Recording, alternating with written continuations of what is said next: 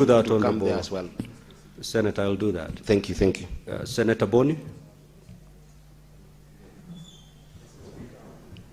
According to the visionary President Kibaki, he had a vision that by the year 2030, connectivity in the country would be at 100%. Could the CS inform us where we are as a country and whether we are on track to achieving 100% connectivity by 2030 as envisioned by President Mwai Kibaki? Senator MATIANG'I.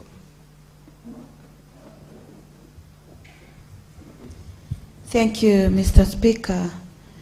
I would like to request the Cabinet Secretary to clarify.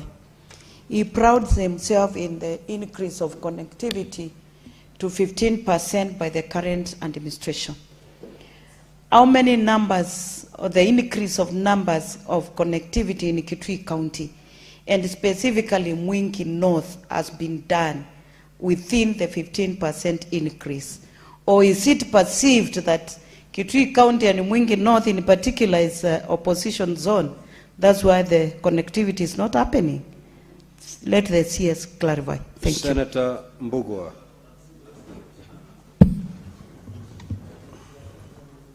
Thank you, Speaker. Cabinet Secretary, could you tell this House how the power sector is going to benefit from the infrastructure fund in terms of connectivity? Thank you. Senator Veronica.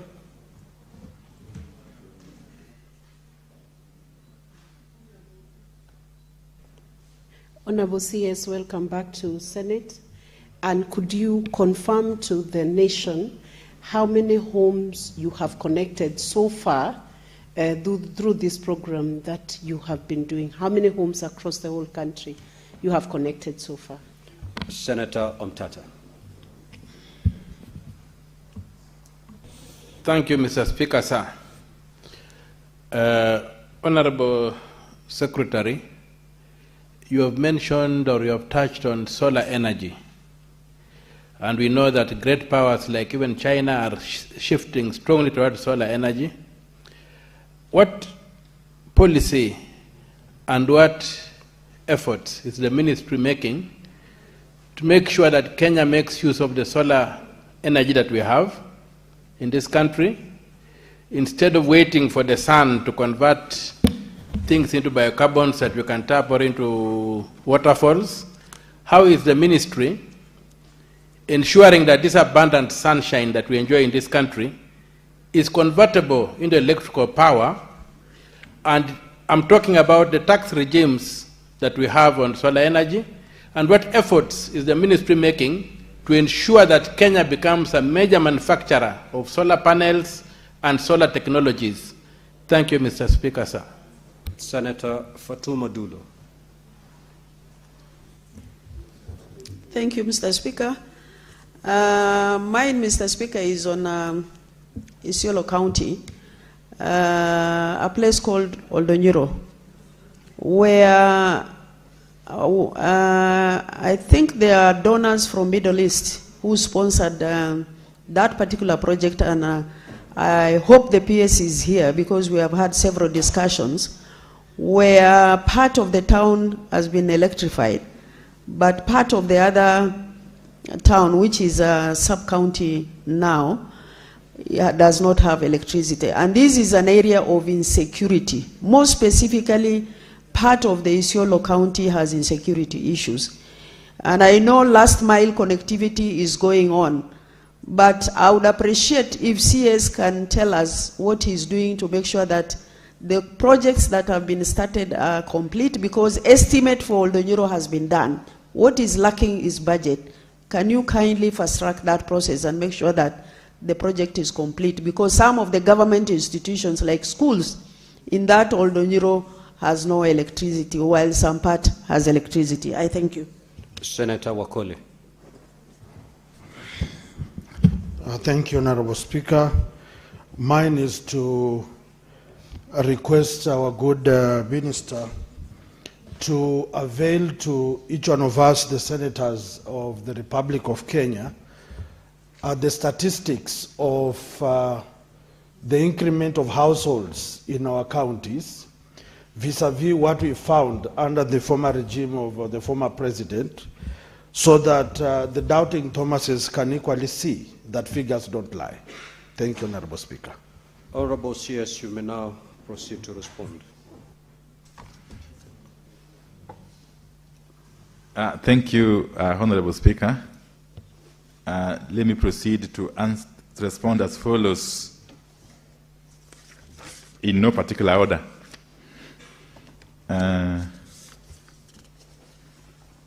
Starting, of course, with the question by Honorable Senator Boni Halwali. We are on course, not just to meet the target set out under Vision 2030, but also our obligation under the United Nations Sustainable Development Goal number 7 on access to energy. Honorable Speaker, the government of the Republic of Kenya, and especially this administration, is not just committed to ensuring universal access to electricity by 2030, but is actively working towards that, day in, day out. Honorable Speaker, as we speak, we have got an average of 75% access rate. But that access rate, Honorable Speaker, that natural average could mislead, in the sense that some parts of the country are far much high levels, while some parts of the country are still very, very low. Very, very low. That is the kind of disparity, historical imbalance that this administration is correcting, Honorable Speaker. That electricity under this administration is no longer luxury. It is a basic human right, Honorable Speaker. And His Excellency the President has directed us to ensure that we extend electricity to every corner of this country without any form of discrimination. So that as the national average increases, it increases across the country, Honorable Speaker. And coming back to Honorable Wakoli's question, again, and I agree with him, we shall endeavor to provide a detailed response in terms of the increase in number of households connected to electricity from the time this administration took over up to now, county by county, and if possible, constituency by constituency. I am delighted that Bungoma County, where Honorable Wakoli comes from, has made big progress. I've had occasion to visit Bungoma County a number of times, number of constituencies, and I've had a number of meetings with the MPs of Bungoma County. Honorable Speaker, the question by Honorable Seki in terms of engagement of senators, we, Honorable Speaker, endeavor to engage all leaders, especially elected leaders. And a number of times, I call for these meetings county by county. My appeal, Honorable Speaker, is that when such meetings are called, Honorable Speaker, kindly assist us by having the senators also attend alongside the members of the National Assembly, so that we collectively address these issues and plan together, Honorable Speaker. Honorable Seki has had occasion to visit me in my office to address some of these issues. And I'm sure one of the projects in Kajiado County, especially the project under the name of Olepolos, costing some 17.5 million shillings, is covering the areas of interest or of concern to the Honorable Senator. Honorable Speaker, let me go back and say this, that once I provided the statistics about the connectivity rates and the increment in number of connections per county, it will then help us determine collectively which areas to address on a priority basis. Honorable Speaker, I will also do this to cover the issue that has been raised by Honorable Senator Beth Siengo in respect of Kitui County. And I've also had occasion to visit Kitui County a number of times. I've been to Kitui East, Kitui South, I think Kitui West, Kitui Central, Honorable Speaker.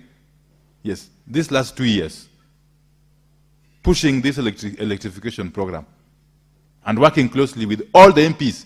And as we do so, we don't do on the basis of who is supporting who, or who belongs to which faction, or to which political formation. No, that is not part of our consideration.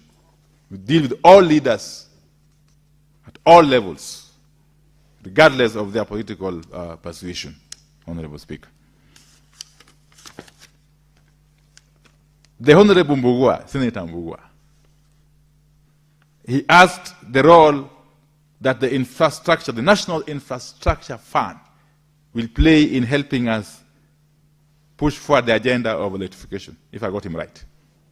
It is indeed true that this National Infrastructure Fund is a godsend. It's a godsend.